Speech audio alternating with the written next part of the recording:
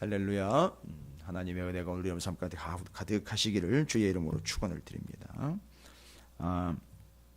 제가 이렇게 세 덩어리 이야기를 좀 드렸어요. 그러니까 덩어리라는 말이 표현이 좀 그렇습니다만 세 부분, 또 역시 오늘 본문 말씀은 22장의 끝부분이지만 그 끝부분과 함께 23장의 또 두 부분과 연결이 돼서 또 세 덩어리로 연결이 될 수 있어요. 그래서 앞에 세 덩어리는 부인할 것 이야기하셨죠. 베드로가 이제 너 나 모른다고 이야기할 거다라고 이야기했고, 그리고 기도하심과 말씀에 대한 이야기 뒤에 실제로 베드로가 이제 예수님 모른다라고 부인하는 사.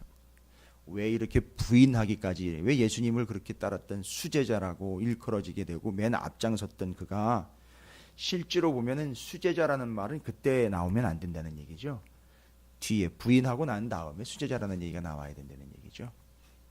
바로 왜 그렇게 결단과 각오와 결심과 그 단호함이 있었음에도 불구하고 왜 그는 그 마음을 지키지 못했는가? 정답은 딱 하나입니다. 그 사람에게 말씀과 기도가 없었기 때문이었다. 에스겔서로 이야기하면 그가 하나님의 말씀이 충분히 먹지 못했 결과다라고도 볼 수 있겠다. 이렇게 얘기해 주셨어요. 그래서 결심과 결단, 각오가 중요한 게 아니라 그것을 지키느냐 못 지키느냐의 문제 아니겠습니까? 왜 그걸 못하느냐? 당연히 못하는 겁니다. 왜 못하느냐? 능력이 없어서가 아니라 기도하지 않고 말씀이 없기 때문에 이루어질 수가 없다. 그게 본문의 내용입니다. 22장의 뒷부분으로 오면서 세 덩어리로 단락단락 왜 베드로는 예수님을 모른다고 할 수밖에 없었을까? 바로 그 말씀과 기도의 문제였다. 그러나 베드로가 가룟 유다와 다른 것은 그는 베드로와 가룟 유다의 차이점은, 가룟 유다는 배신과 배반의 아이콘이었습니다. 베드로는 부인했으나 부인하자마자 곧 돌아왔다라는 겁니다. 즉시 대성통곡을 하면서 자신의 잘못을 인정하며 회개하며 뉘우치며 돌아왔다라는 것이죠. 이게 베드로가 수제자라는 증거라고 할 수 있습니다. 수제자는 일을 잘 감당해내거나 몫을 감당하는 일에 있어서 탁월한 자를 수제자라고 하지 않고 스승인 예수 그리스도를 가장 완벽하게 높여드릴 수 있는 자, 그가 바로 수제자다라는 걸 알 수 있겠죠. 왜요? 수제자라는 말은 뭡니까? 수제자는 스승이 누구인지를 드러내는 자가 수제자입니다.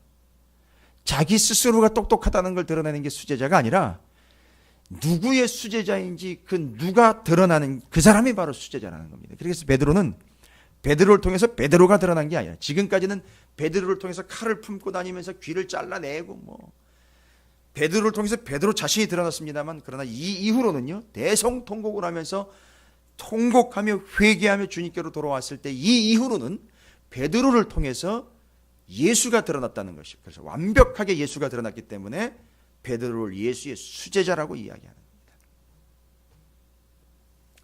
아마 밖에 나가 우리 찾으시는 교회가 찾으시는 교회일 수밖에 없는 이유들이 여러 가지가 있겠지만, 가장 중요한 것은 아마 여러분께서 말씀을 분별할 수 있는 그 자그마한 안목과 그 하나님의 말씀에 집중할 수 있는 은혜라고 할 수 있겠습니다.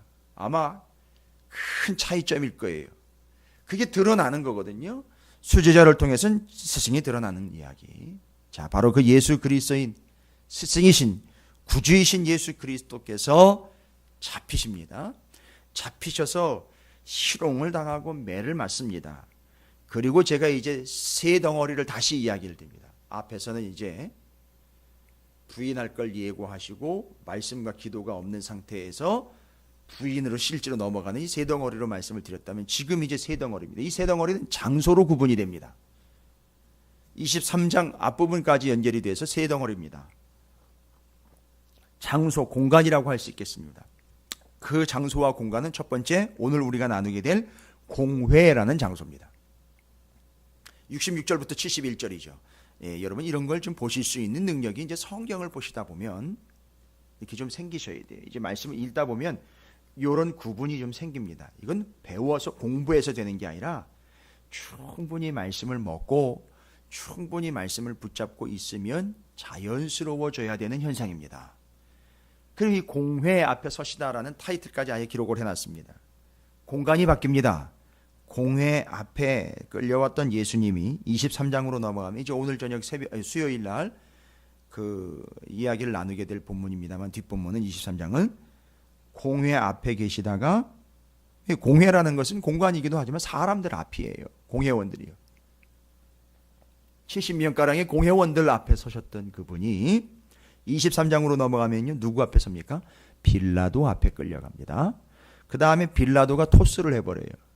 야, 이거 뭐 갈릴리 사람이라고? 야, 그럼 갈릴리면 대헤롯의 아들 헤롯 안티파스 분봉왕이잖아요. 4분봉왕 중에 하나죠.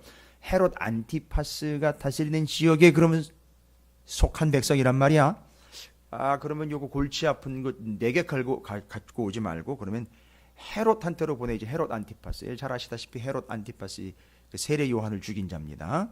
그래서 바로 그 다음으로 8절 23장 8절로 가면 바로 토스를 해버려서 헤롯 앞으로 가버립니다. 자, 이래서 제가 지금 3개의 덩어리로 말씀드리는 거죠. 예수님의 공간 이동입니다. 공회, 빌라도 앞에, 헤롯 앞에서.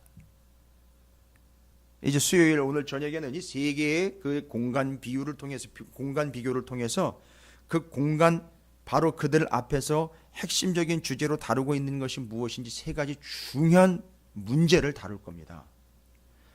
오늘 공간에서는요, 공회 앞에서는 심판에 대한 문제고요. 빌라도 문제, 빌라도 앞에 섰을 때에는요, 어떤 문제를? 죄에 대한 문제를 다룹니다. 그 다음에는요, 헤롯 앞에 섰을 때에는요, 표적과 이적에 대한 문제를 다룹니다. 그래서 심판, 죄, 표적과 이적에 대한 문제로 3덩어리가 나눠져요. 이걸 따로 살펴보시고 한꺼번에 정리를 이제 연결을 하셔야 돼요. 오늘 저녁에 이제 제가 연결을 해서 정리는 끝낼 거예요. 그런데 오늘 본문에 보면 공회, 이 공회가 뭐냐? 공회는 유대인들이 자치적인 종교 의결 기구입니다. 그러니까 유대인들은 유대교이기 때문에 유대교의 지도자들이 한 70여 명이 모여서 자신들이 결정을 내릴 수 있는 자체 의결 기구가, 옛날에 페르시아를 포로로 끌려갔다가 페르시아에서 돌아오면서 에스라가 이걸 허락받았어요. 그래가지고선 자치 의결 기구를 만들었습니다. 막강한 세력이죠. 여러분, 이건 동네에서 동네 회원들끼리 모여가지고 놀러가는 거 결정하는 그런 개념하고는 달라요. 그래서 사람도 죽일 수 있어요. 모여서요. 재판을 할 수 있습니다. 이게 유대인들의 아주 막강한 권력입니다. 바로 그 공회 앞으로 예수님이 끌려온 거야.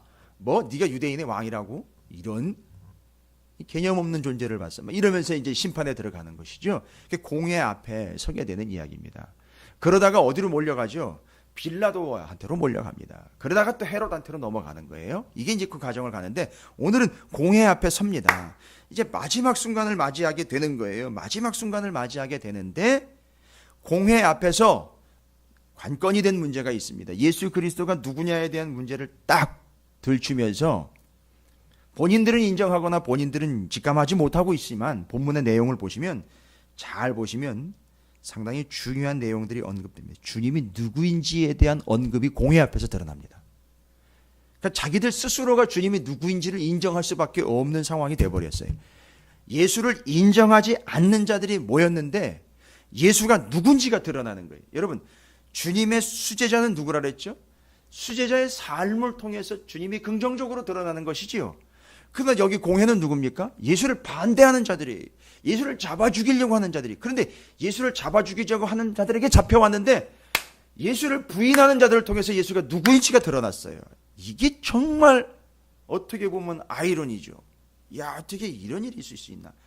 예수를 잡아 죽이려고 모였는데 거기서 예수가 누구인지가 드러납니다.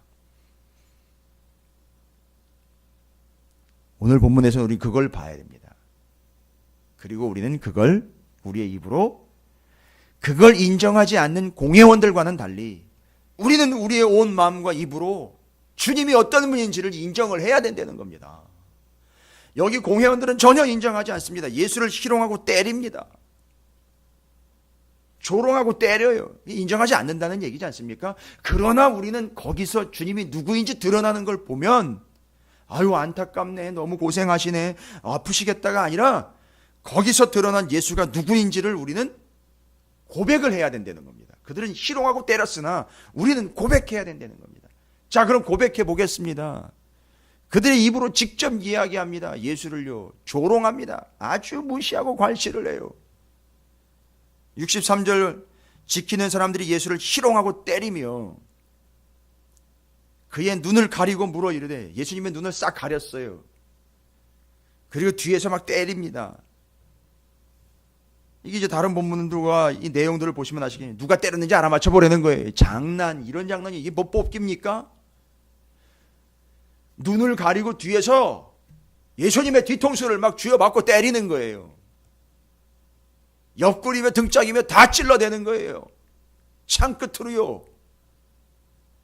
나무 몽둥이로 쿡쿡 찔러대면서 야, 누가 때렸는지 알아맞혀봐. 뭐 선지자라며. 그러면 알 수 있을 거 아니야. 거기 그런 단어가 딱 등장을 합니다. 그의 눈을 가리고 물어 이르되 선지자 노릇을 해라. 너를 친 자가 누구냐? 야, 네가 선지자라면 알 수 있을 거 아니야, 누가 때렸는지. 여러분, 우리가 예수님한테 이런 식으로 접근하는 거 아십니까?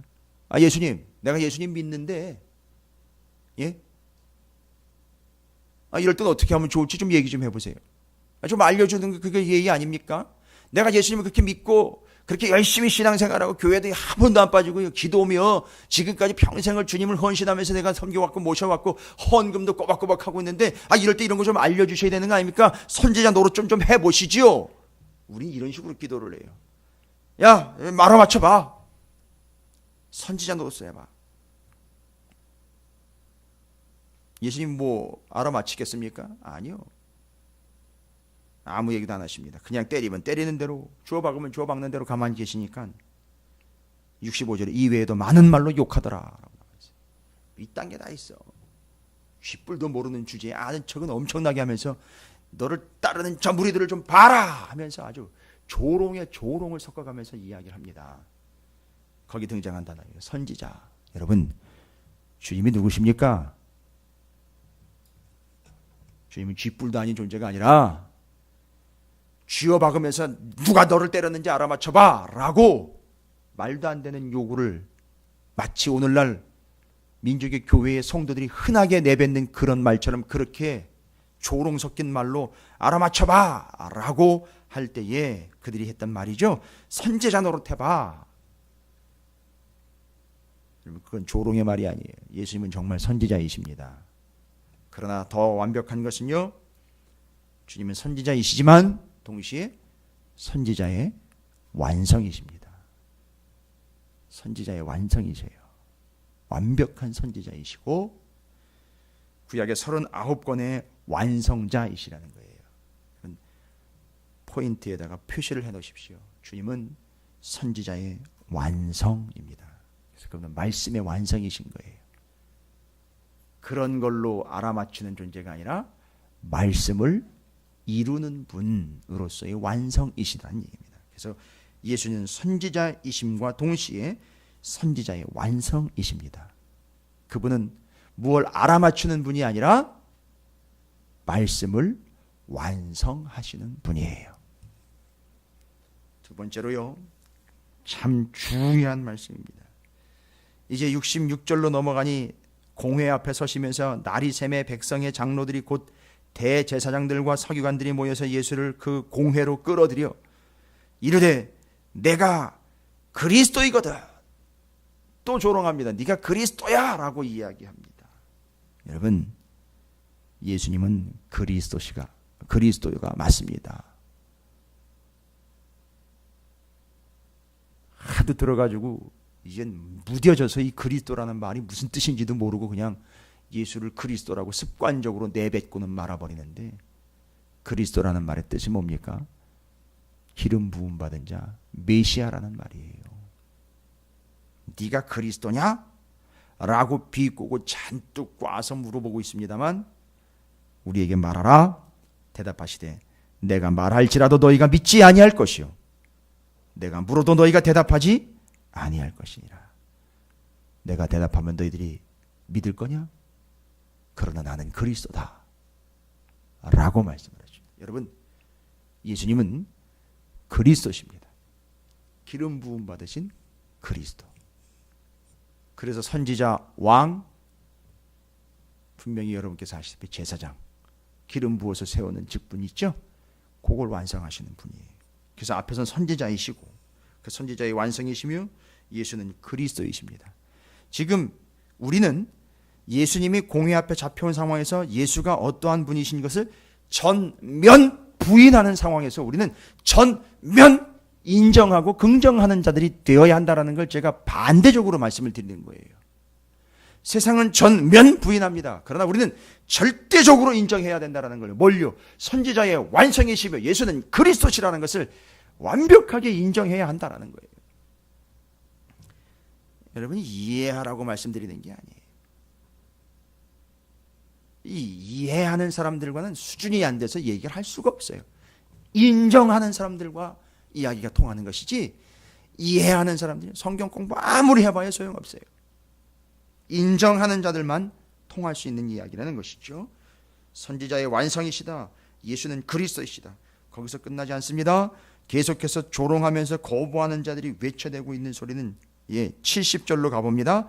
다 이르되 그러면 내가 하나님의 아들이냐? 대답하되 너희들이 내가 그라고 말하고 있느니라. 내가 말하는 게 아니라 니들 입으로 얘기하고 있네? 예, 맞습니다. 주님은 하나님의 아들이십니다. 이건 신성 모독을 유도해낸 겁니다. 자기 스스로 하나님의 아들이라는 걸 인정하게 해서 공회는 그걸 신성 모독의 죄목으로 묶어서 그를 죽이려고 하는 그 의도가 담겨 있는 것이죠. 그러나 어찌되었든 그들은 인정하지 않기 위하여 그들을 얽어매려고, 예수 그리스도를 얽어매려고 물어본 바이지만 사실은요, 예, 주님은 하나님의 아들이십니다. 하나님의 아들이세요. 그들은 인정하지 않지만 우리는 인정해야 된다는 겁니다. 그 다음에는요 71절입니다. 직접 자기 입으로 얘기했다는 거죠. 하나님의 아들이라고. 야, 이제 더 이상 뭐 다른 증거 필요 없다. 이제 신성모독으로 잡아 넣으면 된다. 저거 죽이면 된다. 뭐 이런 거죠. 그들이 이르되 어찌 더 큰 증거를 요구하리요? 우리가 친히 그 입에서 들었노라 하더라. 말과 뉘앙스는 그게 아니지만 예, 정확하게 그들의 입을 통해서 증거라는 단어가 나왔어요. 맞습니다. 주님은 가장 큰 증거입니다. 가장 큰 증거예요. 가장 큰 증거라고요. 가장 큰 증거라. 완벽한 증거예요. 주님이요. 여러분 왜 기도하셔야 됩니까? 왜 응답이 없어도 기도를 해야 되는 겁니까 도대체? 왜 우리는 죽을 때까지 신앙생활로 우리의 삶을 그렇게 그냥 점철된 삶으로 가야 되는 겁니까? 왜 우리는 죽으라고 예수를 믿어야 합니까? 이유를 찾지 마시고요. 증거를 대면 되는 거 아닙니까? 증거. 왜요? 가장 큰 증거. 예수 그리스도. 그 모든 질문에 대한 대답과 증거가 바로 예수 그리스도라는 겁니다. 주님은 우리에게 가장 큰 증거이십니다. 71절이 이야기합니다. 제가 지금까지 한 4가지를 말씀드렸습니다. 이 4가지를 전부 다 전면 부인한다는 얘기죠. 세상과 공회는 전면 부인합니다. 그러나 교회와 성도는 전적으로 긍정할 뿐만 아니라 인정할 뿐만 아니라 고백해야 한다는 것을 이야기하고 있는 겁니다. 여러분, 저는 여러분에게 이걸 이해하시라고 말씀을 드리는 게 아닙니다. 인정하라고 말씀드리는 것이죠. 누가 이거 모릅니까? 신앙생활 몇 년만 해보면 수도 없이 듣는 말인데요. 외우고 있습니다. 툭하면 입에서 튀어나옵니다. 그런 거 말고요. 인정하라는 얘기입니다.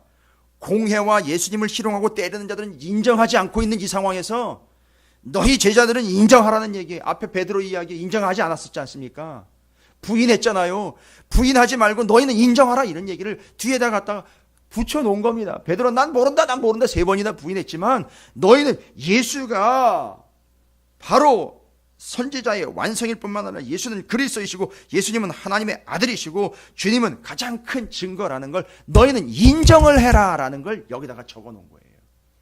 그러니까 오늘 이 새벽에 여러분께 의미 있는 일이라면 바로 이걸 우리는 뭐 하고 시작하는 겁니까? 인정하고 시작하는 거예요. 그 삶이 다를 줄로 믿습니다. 세상과 공회는 아니라고 이야기합니다. 빌라도도 아니라고 이야기를 해. 헤롯도 아니라고 이야기합니다. 그러나 우리는 인정을 합니다. 교회와 성도는 인정합니다. 인정하면 목사님 뭐 얻는 게 있나요? 아니요. 인정하면 그렇게 되는 거예요. 인정하면 그렇게 된다고요. 뭐가요? 예수가 그렇게 된단 말입니다. 우리가 인정하면 예수가 그런 분이 되는 거예요. 나에게. 끝으로 한 가지 더 고백이 있습니다. 인정하지 않지만 이게 이제 귀결점입니다. 69절이에요. 제가 그래서 69절은 마지막으로 여러분에게 말씀드립니다. 주님이 얘기하신 거죠. 그러나 이제부터는 인자가 하나님의 권능의 우편에 앉아 있으리라 하시니. 오, 이건 상당히 위협적인 얘기입니다. 그리고 어떻게 보면 인정하지 않는 자들에게는 공포스러운 이야기입니다. 여러분, 이 의미가 뭡니까? 인자 곧 예수 그리스도. 그들이 지금 뭐 말장난 같지만 인정하지 않는 인자. 그런데 이 인자의 위치가 어디냐면 공간으로 지금 얘기해요. 공회 앞에 끌려온 것 같죠? 아니요. 인자의 위치는 공회 앞에 끌려와가지고 너덜너덜해진 게 아니라 인자 곧 예수 그리스도의 위치는 하나님의 권능의 우편이라는 거예요. 그럼 이건 뭘 얘기합니까? 권능의 우편, 보좌 우편은 심판석입니다.